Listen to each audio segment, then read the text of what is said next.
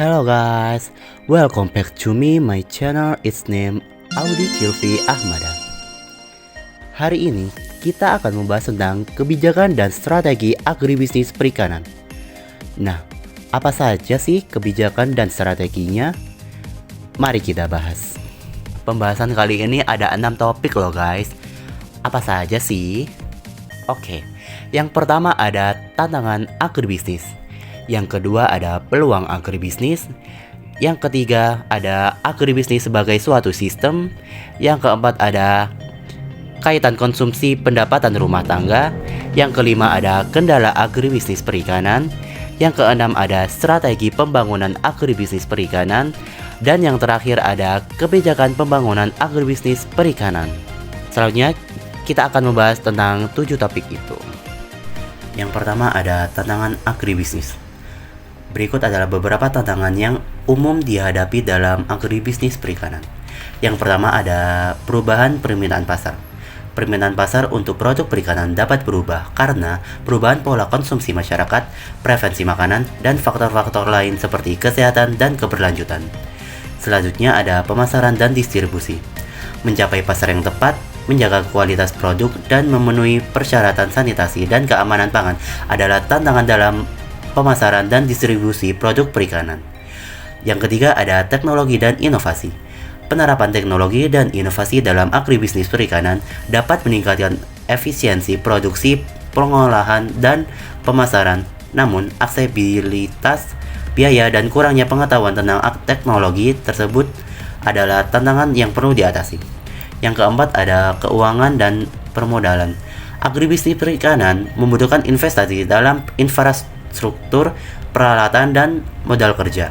Tantangan dalam mendapatkan akses ke sumber pendanaan dan memperoleh pinjaman yang terjangkau adalah hal yang umum dalam bisnis perikanan. Yang kelima ada keterbatasan kapasitas dan pengetahuan. Kurangnya pengetahuan, keterampilan, dan kapasitas dalam pengelolaan perikanan, budidaya ikan, dan pemasaran produk perikanan merupakan tantangan bagi pelaku agribisnis perikanan. Diperlukan pelatihan dan pendidikan yang relevan untuk mengatasi tantangan ini. Yang kedua ada peluang agribisnis. Sektor perikanan mempunyai peranan yang cukup penting, terutama dalam meningkatkan pendapatan dan taraf hidup nelayan. Menghasilkan protein hewani dalam rangka memenuhi kebutuhan pangan dan gizi, meningkatkan ekspor, menyediakan bahan baku industri, memperluas lapangan kerja dan kesempatan berusaha, serta mendukung pembangunan wilayah dengan tetap memperhatikan kelestarian dan fungsi lingkungan hidup. Adanya peluang agribisnis sektor perikanan dapat berkembang untuk menghadapi berbagai tantangan dalam agribisnis agar mampu memenuhi permintaan pasar baik itu dalam negeri maupun luar negeri yang didukung oleh sumber daya manusia, teknologi, serta modal. Dalam segi permintaan dalam agribisnis perikanan timbul karena beberapa hal. Yang pertama ada dinamika pertumbuhan penduduk, kedua pertumbuhan perkotaan, yang ketiga industrialisasi, yang keempat peningkatan pendapatan, yang kelima peningkatan kecerdasan pendidikan. Sedangkan dalam segi penawaran, peluang akan terbuka karena beberapa hal di bawah ini. Yang pertama, karena adanya transformasi struktural perikanan tradisional menjadi perikanan dan pedesaan maju. Yang kedua ada ekonomi pedesaan yang telah menjadi bagian integral dari sistem ekonomi nasional. Yang ketiga ada adanya kelembagaan sistem agribisnis di pedesaan, yaitu perangkat yang menjadi penghantar masuknya iptek, sarana, dana, dan jasa. Selanjutnya pada topik ketiga adalah agribisnis sebagai suatu sistem. Dalam agribisnis terdapat sistem yang terdiri dari berbagai subsistem. Yang pertama ada subsistem agribisnis. Dalam subsistem agribisnis ini meliputi pengadaan sarana produksi pertanian, antara lain terdiri dari benih, bibit, makanan ternak, pupuk, obat pemberantas hama dan penyakit, lembaga kredit, bahan bakar, alat-alat, mesin, dan peralatan produksi pertanian. Pelaku-pelaku kegiatan pengadaan dan penyaluran sarana produksi adalah perorangan, perusahaan swasta, pemerintah, dan koperasi. Yang kedua ada subsistem budidaya atau usaha tani. Usaha tani menghasilkan produk pertanian berupa bahan pangan, hasil perkebunan, buah-buahan, bunga dan tanaman hias, hasil ternak, hewan, dan ikan. Pelaku kegiatan dalam subsistem ini adalah produsen yang terdiri dari petani, peternak, pengusaha tambak, pengusaha tanaman hias, dan lain-lain. Yang ketiga ada subsistem agribisnis atau agroindustri hilir meliputi pengolahan dan pemasaran. Dalam subsistem ini terdapat rangkaian kegiatan mulai dari pengumpulan produk usaha tani, pengolahan, penyimpanan, dan distribusi. Sebagian dari produk yang dihasilkan dari usaha tani didistribusikan langsung ke konsumen di dalam atau di luar negeri. Sebagian lainnya mengalami proses pengolahan lebih dahulu, kemudian didistribusikan ke konsumen. Pelaku kegiatan dalam subsistem ini ialah pengumpul produk, pengolah, pedagang, penyalur ke konsumen, pengalengan, dan lain-lain. Selanjutnya pada topik keempat ada kaitan konsumsi pendapatan rumah tangga.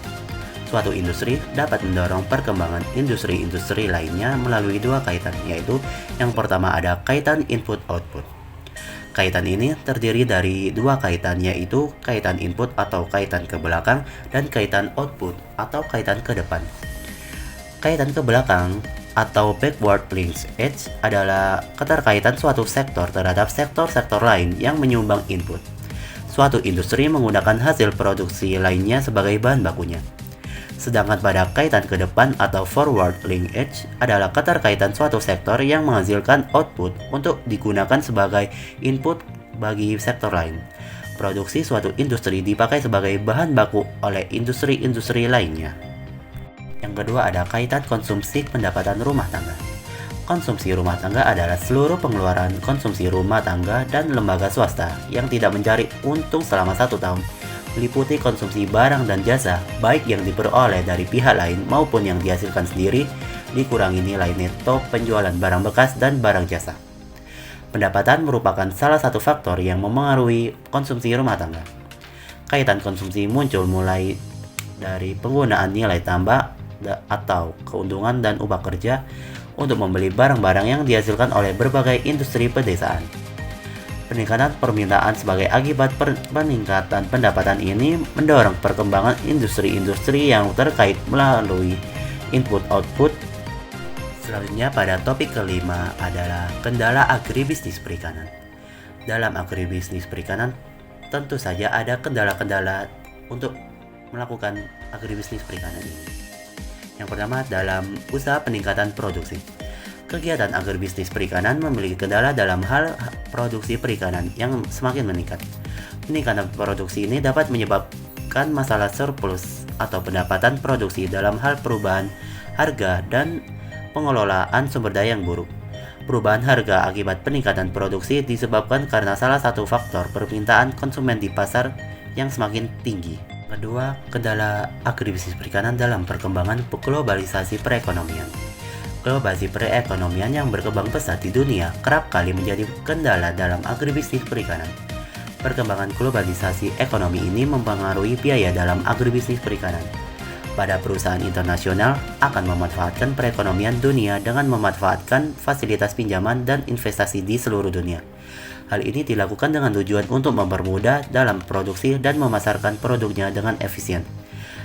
Namun, kegiatan ini tidak berlaku bagi perusahaan kecil dan menengah di bidang agribisnis perikanan, yang dapat menyebabkan akses pembiayaan untuk mengembangkan usahanya semakin sulit dan meningkat dan menjadi kendala bagi perusahaan tersebut.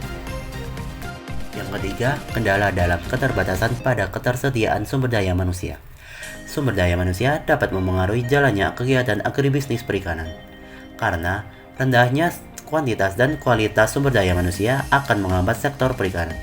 Hal ini dikarenakan karena sumber daya manusia yang terbatas akan menyebabkan kegiatan agribisnis perikanan ini terhambat dan tidak berjalan secara maksimal.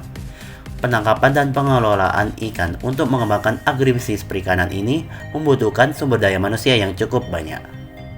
Kendala dalam infrastruktur dan kelembagaan. Faktor penyebab agribisnis perikanan yang tidak memiliki atau kurangnya infrastruktur dan kelembagaan ini adalah yang pertama, kurangnya modal atau investasi perbankan.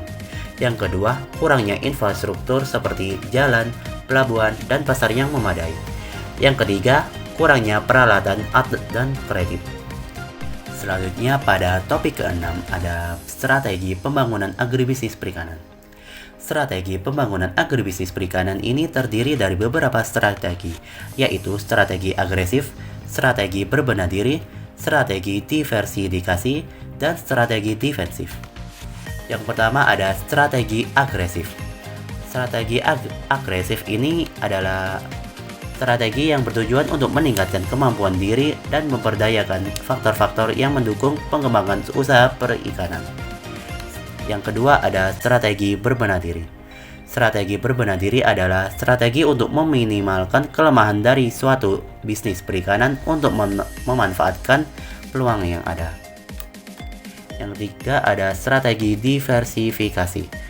Strategi diversifikasi ini adalah strategi yang kompleks dan luas untuk meningkatkan perekonomian perikanan melalui upaya penganekaragaman komoditas pada subsistem produksi, konsumsi, dan distribusi baik pada tingkat regional maupun nasional menuju tercapainya transformasi struktural sektor perikanan ke arah perikanan tangguh. Yang keempat ada strategi defensif. Strategi defensif adalah strategi untuk mengurangi kelemahan internal dan menghindari ancaman eksternal. Selanjutnya pada topik ke-7 ada kebijakan pembangunan agribisnis perikanan.